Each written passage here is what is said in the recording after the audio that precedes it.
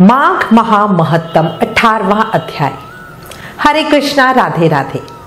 कल हमने माघ महामहत्तम के 17वें अध्याय में राजा चित्र के पिशाच बनने की कथा का श्रवण किया था।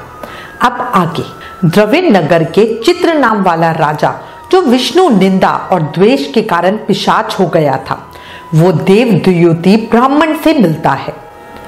इतनी कथा कहने के बाद लोमेश ऋषि बोले कि देव द्युति ब्राह्मण के सद्भावना युक्त वचन सुनकर पिशाच रूपी राजा चित्र ने रोना बंद करके विनती भाव से बोला, हे द्विजश्रेष्ठ, मेरे किसी बहुत बड़े पुण्य के प्रताप से ही मुझको आपके दर्शन हुए हैं।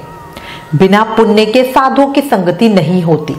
और फिर उस पिशाच ने देव द्युति मुनि को अपने पहले जन्म का सब वृतांत कहा कि कैसे भगवान विष्णु के द्वेष के कारण उसकी यह दशा हुई।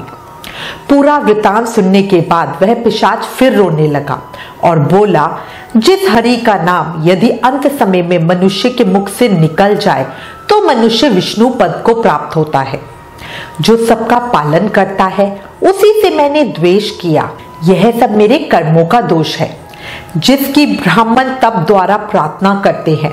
ब्रह्मादि देवता, सनकादि ऋषि जिसको मुक्ति के लिए पूजते हैं, जो आदि मध्य व अंत में विश्व का विधाता और सनातन है, जिसका आदि मध्य और अंत नहीं है, उस भगवान के साथ मैंने द्वेष किया। जो कुछ पुण्य मैंने पहले जन्म में किए थे वह सब विष्णु के द्वेष रूपी अग्नि में भस्म हो गए। यदि किसी प्रकार मेरे इस पाप का नाश हो जाए तो मैं सदैव भगवान विष्णु का पूजन करूंगा। विष्णु भगवान से द्वेष करके मैंने बहुत दिनों तक नरक की यातना भोगी और अब पिशाच योनि में पड़ा हूँ। इस समय मैं किसी अच्छे कर्म के योग से ही आपके आश्रम में आया हूँ, जहां पर आपके सूर्य रूपी दर्शन ने मेरे दुख समान अंधकार को दूर कर दिया है। अब आप कृपया कोई ऐसा उपाय बताएं जिससे मेरी ये पिशाच योनि दूर हो जाए, क्योंकि सज्जन पुरुष उपकार करने में देर नहीं करते। पिशाच की ये सब बातें सुनकर कहने लगे कि यह माया देवता, मनुष्य, असुर सबकी स्मृति को मोहित कर देती है, जिससे धर्म का नाश करने वाला द्वेष उत्पन्न हो जाता है। जगत के उत्पन्न करने, रक्षा करने और नाश करने वाले जो सब प्राणियों की आत्मा है, उनसे भी कोई द्वेष कैसे कर सकता है? जिनके अर्पण करने से सभी कर्म सफल होते हैं, उनकी भक्ति से मुख मोड़ने वाले मूर्ख किसी भी गति को प्राप्त नहीं हो सकते। चारों वर्णों का वेदोदक्त हरि का भजन करना ही उत्तम है, अन्यथा कुमार्ग में चलने वाले मनुष्य नरक के गामी होते हैं। इसी कारण वेद विरुद्ध कर्मों को त्यागना चाहिए। अपनी बुद्धि से बचे हुए धर्म के मार्ग पर चलने से मनुष्य परलोक के पथ का भी नाश करते हैं। जो वेद, देवता और ब्राह्मणों की निंदा करते हैं और जो झूठे और मन कल्पित शास्त्रों को मानते हैं, वे सदैव नरक में जाते हैं। देवादि देव विष्णु जी से विमुख होने वाले नरक में ही जाते हैं, जैसे द्रविड़ देश का राजा नरक में गया। इस कारण इनकी निंदा नहीं करनी चाहिए और वेद में ना कही गई क्रियाओं को भी नहीं करना चाहिए। लोमेश ऋषि कहने लगे कि ऐसा कहने के पश्चात देव द्युति ब्राह्मण ने पिशाच रूपी राजा चित्र को सुमार्ग बतलाया कि माघ मास में तुम प्रयाग में जाकर स्नान करो, उससे तुम्हारी यह पिशाच योनि समाप्त हो जाएगी। माघ मास में प्रयाग में स्नान करने से मनुष्य पहले जन्मों के सब पापों से मुक्त हो जाता है। वहां पर स्नान करने से मुक्ति प्राप्त होती है। इससे बढ़कर और कोई प्रायश्चित नहीं। संसार में यह मोक्ष और स्वर्ग का खुला हुआ द्वार है। गंगा और यमुना का संगम त्रिवेणी संसार में सबसे उत्तम तीर्थ है। पाप रूपी बंधन को काटने के लिए यह कुल्हाड़ी है। कहाँ तो विष्णु, सूर्य, तेज, गंगा, यमुना का संगम, और कहा ये तुझ पाप रूपी तृण की आहुति।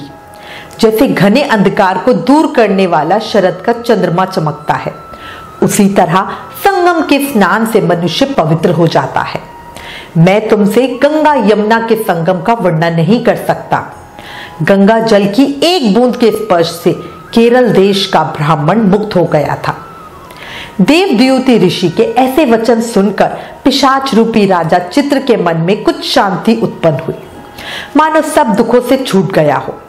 प्रसन्नता से उसने विनय पूर्वक ऋषि देवद्युति से पूछा, हे मुनि, केरल देश का ब्राह्मण किस प्रकार मुक्त हुआ, यह कथा कृपया करके मुझे बताएं। देवद्युति ब्राह्मण कहने लगे, मैं तुम्हारी इच्छा अवश्य पूरी करूंगा। मैं तुम्हें केरल देश के ब्राह्मण का वृत्तांत सुनाता हूं, ध्यान पूर्वक सुनो। केरल देश में वासु नाम वाला एक वेद पारंगत ब्राह्मण था। उसके बंधुओं ने उसकी भूमि छीन ली, जिससे वह निर्धन और दुखी होकर अपनी जन्मभूमि त्याग कर देश विदेश में घूमता किसी व्याधि से ग्रस्त होकर मृत्यु को प्राप्त हो गया। उसका कोई बांधव ना होने के कारण उसकी और्ध्व वैदिक क्रिया नहीं हुई और ना ही उसकी देह क्रिया हुई। इस प्रकार क्रिया के लोप होने से वह निर्जन वन में प्रेत होकर चिरकाल तक फिरता रहा। शीत, ताप, भूख प्यास के दुख से हाहाकार करता हुआ वह नंगे शरीर रोता फिरता था, परंतु उसको कहीं सद्गति नहीं दिखाई देती थी। सर्वथा दान न देने से वह अपने कर्मफल को भोगता था।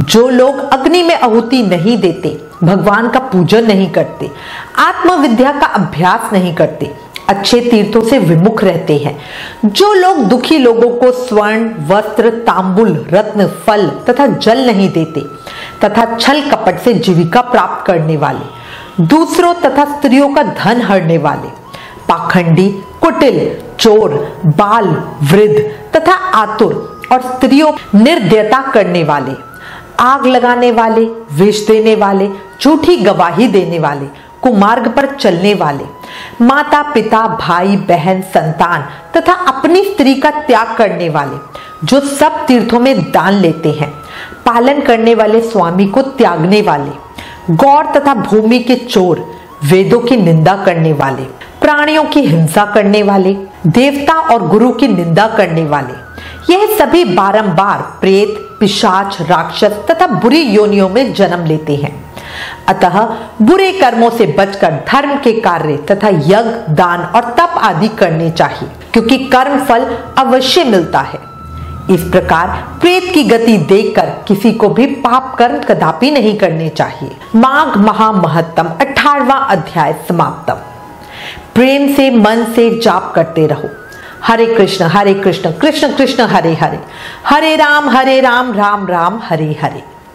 याद रखो, कलयुग केवल नाम आधारा, नाम जाप से ही कृष्ण प्रेम, भक्ति, मुक्ति, ठाकुर जी की कृपा पाई जा सकती है। राधे राधे।